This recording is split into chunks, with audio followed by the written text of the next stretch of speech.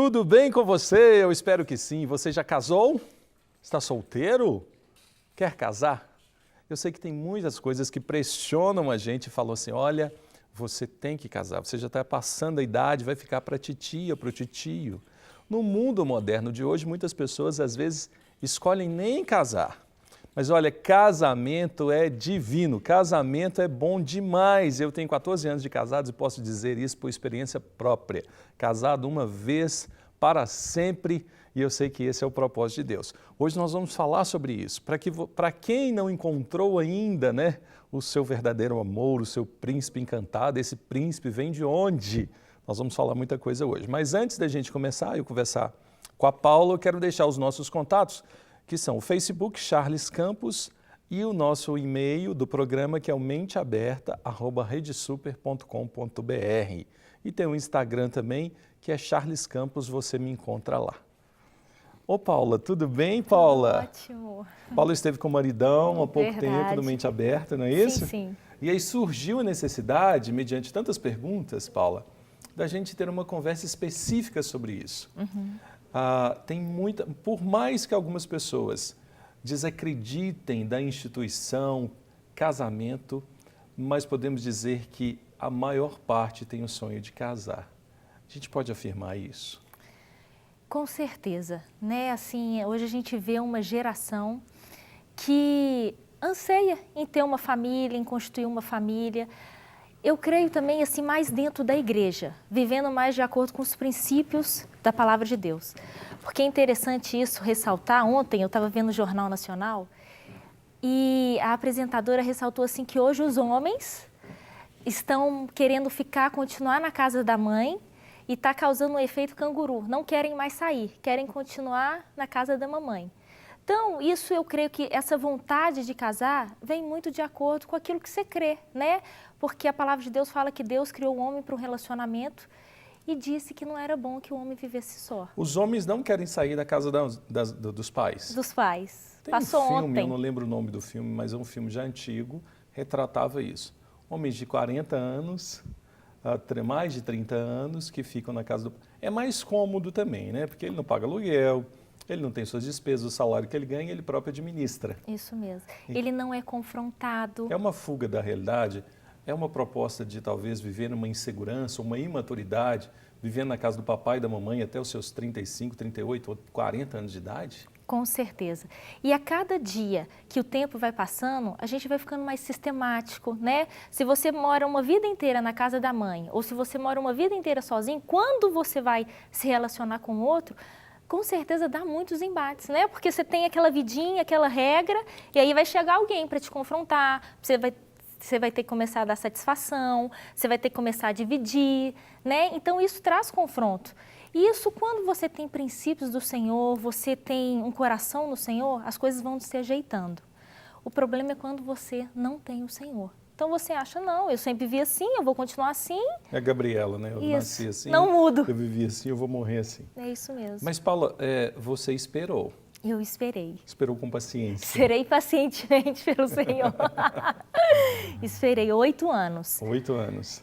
E esse tempo de espera é difícil, não é fácil, né? Existem as pressões, mas o que a gente tem que ter é uma convicção.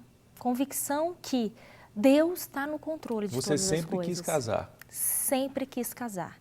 É o seu sonho. Era, quando eu voltei para o Senhor em 2005. E quando eu comecei a entender a palavra, o que era um casamento para o Senhor, no Senhor, eu falei assim, eu quero isso. Mas eu não quero qualquer homem, eu quero um homem de Deus, um homem que tem temor a Deus. O que seria um homem de Deus? Porque às vezes tem gente que fala assim, homem de Deus, ele vai ser enviado por Deus? No meu casamento, quando eu dei um testemunho, eu falei assim, quando eu quis casar com um homem de Deus, era um homem que tinha princípios de Deus. Um homem que colocava o Senhor acima de todas as outras coisas. E aí, ao longo da minha caminhada, quando eu falava para as minhas amigas, o que você quer um homem de Deus? Aí eu dava um exemplo assim, eu quero um homem de Deus, porque na hora que passar uma mulher mais bonita, mais gostosa, mais cheirosa, e o meu marido olhar, ele não vai desejar ela, não por causa de mim, mas porque ele tem temor ao Senhor. Se alguém oferecer uma propina para ele numa empresa, ele não vai aceitar, não por causa de mim, mas porque ele tem temor ao Senhor.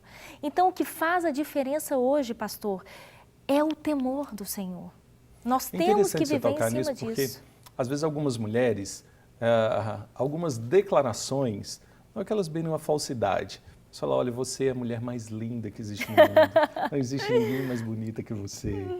E isso fica superficial, isso... Como é que é isso? Porque, às vezes, em alguns relacionamentos isso pode acontecer. E você é muito clara, né? Olha, às vezes vai acontecer de passar uma moça que seja mais bela, que tenha outros traços.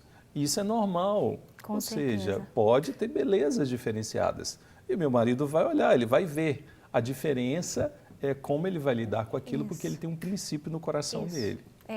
Eu acho que isso falta também em questão mulher, né?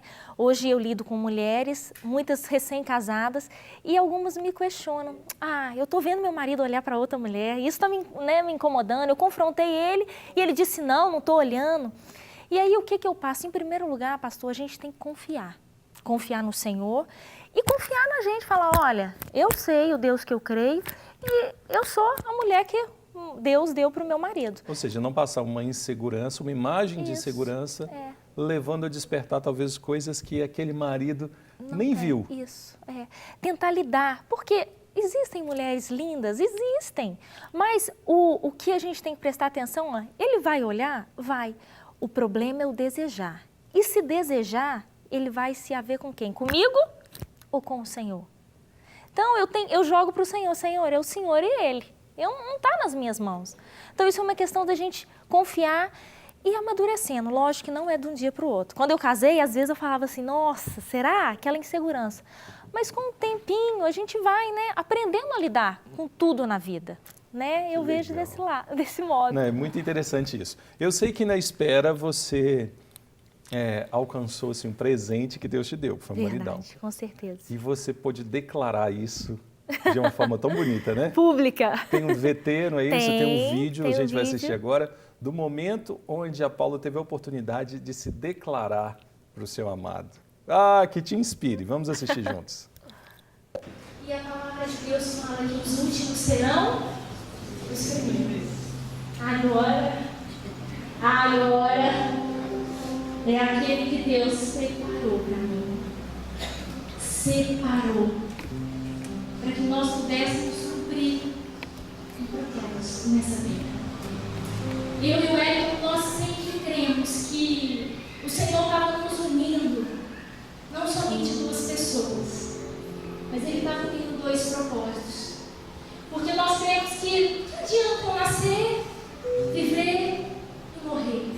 Do que adianta a minha vida se resumir ao meu casamento, ao filho que eu vou ter, à conta bancária que eu vou ter? A minha vida e a vida do Érico não se resumem a isso. As nossas vidas se resumem a um propósito maior, que é viver o Senhor aqui, que é fazer aquilo que Ele nos ensinou. Ide, pregar o Evangelho, fazer discípulos.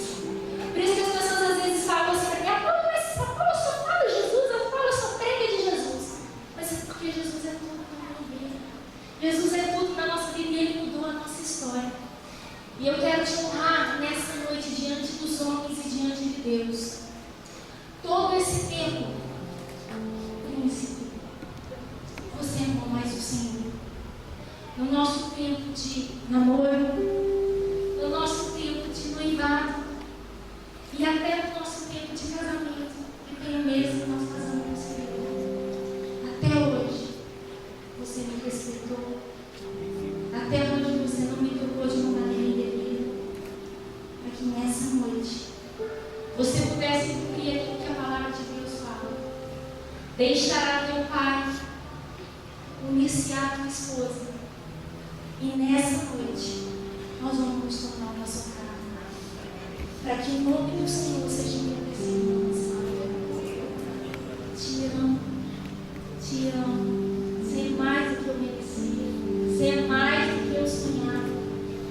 O Senhor é especialista em suprir e superar todas as nossas expectativas. Que legal, Paula.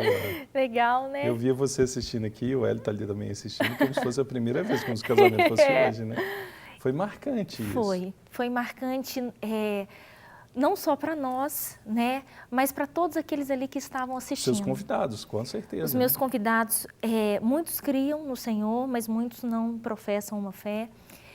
E todos ficaram surpresos, porque hoje, né, na modernidade que nós vivemos, isso é raro. Até o que um dia eu comentei com ele, até os cristãos assustaram, o que não era de se assustar, né, em ter um namoro santo. E isso é para o Senhor mesmo, porque eu casei com 32 anos, o Wellington casou com 38 anos. Então, não são jovens, né? São pessoas maduras. Ele já morava sozinho, eu morava com meu avô. E nós escolhemos, decidimos ter um namoro santo. E para honrar o nome do Senhor, sabe? Então, assim, foi surpreendente. Foi algo lindo mesmo, onde o nome do Senhor foi glorificado nas nossas vidas. Parabéns pela coragem. É verdade. Em um dia onde os nervos, assim, né? A sensibilidade. Todo mundo falou isso. Tudo aquilo, a noiva, eu casei há 14 anos atrás e tem algo que é claro para mim. O centro do casamento é a noiva, né? O noivo é um coadjuvante, ele precisa estar lá para receber a noiva. Mas a noiva que todo mundo espera, que todo mundo quer ver, que está linda. Então, há um nervosismo, uma pressão muito grande sobre você naquele dia. Agora, você tem dividido essa experiência hoje, trabalha em um ministério, a gente pode chamar de ministério, não lá em Brasília, né? É verdade, diferente. É um trabalho ministerial dentro de uma igreja, que é a Lagoinha, e para um grupo chamado Jovens Adultos. São jovens aí, basicamente acima dos 27. Dos 30 anos. Dos 30 anos, que já têm a sua vida resolvida. Isso. Já tem sua profissão, já tem sua condição financeira, alguns já moram sozinhos, têm seu apartamento, têm sua carreira consolidada, mas ainda não conseguiram se resolver emocionalmente encontrando uma pessoa para se relacionar e casar com essa pessoa.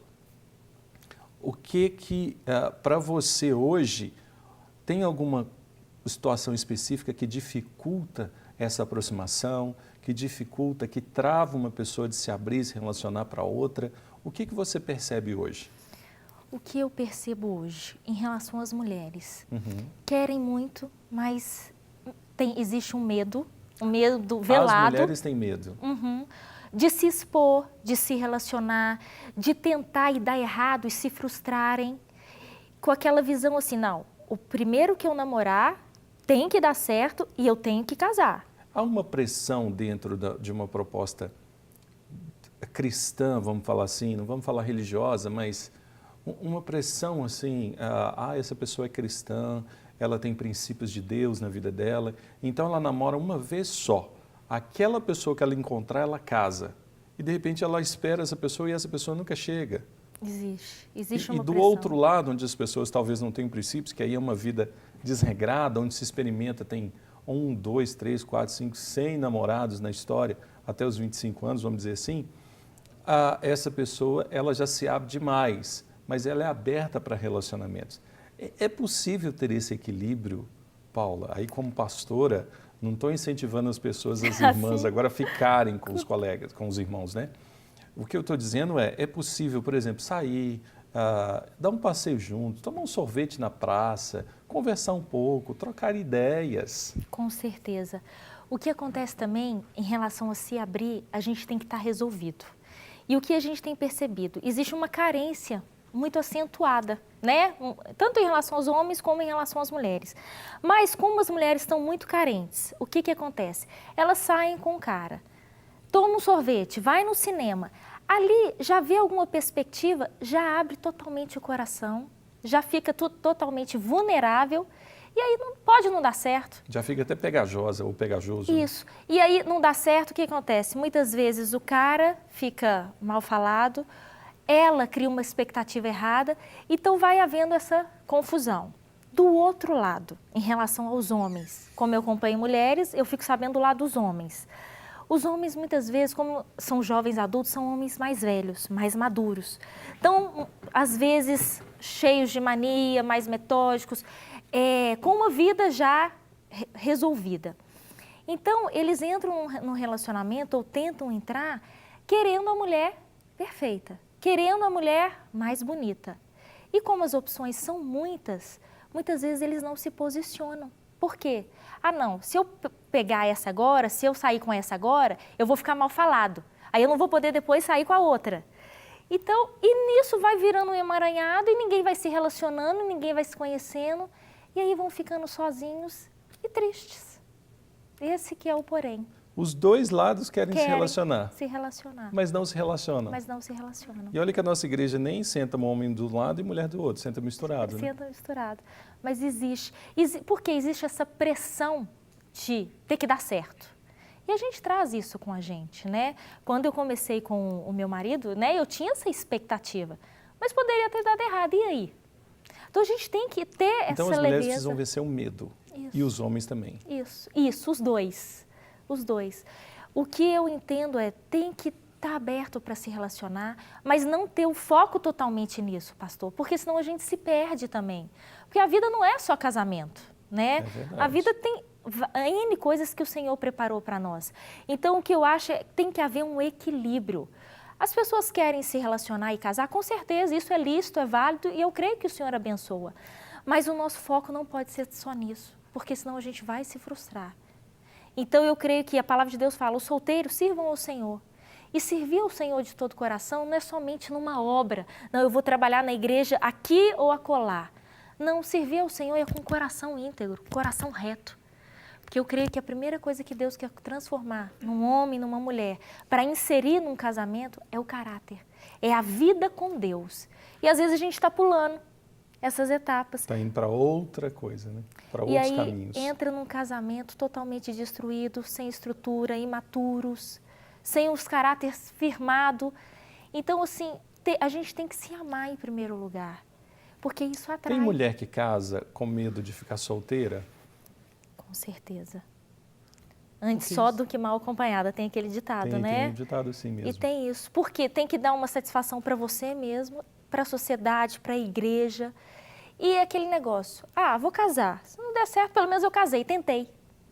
Não tem muita percepção do que é um casamento Ela no Senhor. não traz a compreensão em si mesma que aquilo é uma escolha para ela, que pra talvez, vida inteira. com certeza, certamente vai ser mais longo do que o tempo de vida que ela já tem, né? Com certeza. Você casou com 32 anos, certamente você vai viver até os 100, ou seja, Amém. você tem 68 anos verdade. de vida. É mais que o dobro do que você tem hoje de idade. Com certeza.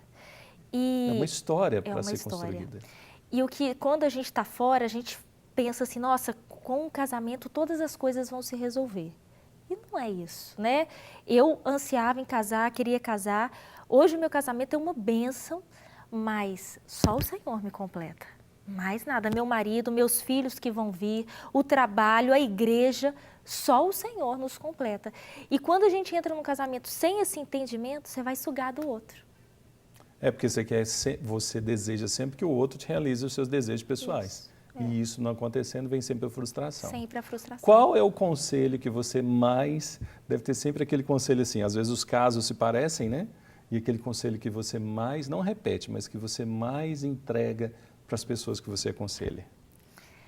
Que precisa descansar. Existe uma ansiedade muito aflorada em relação a essa situação.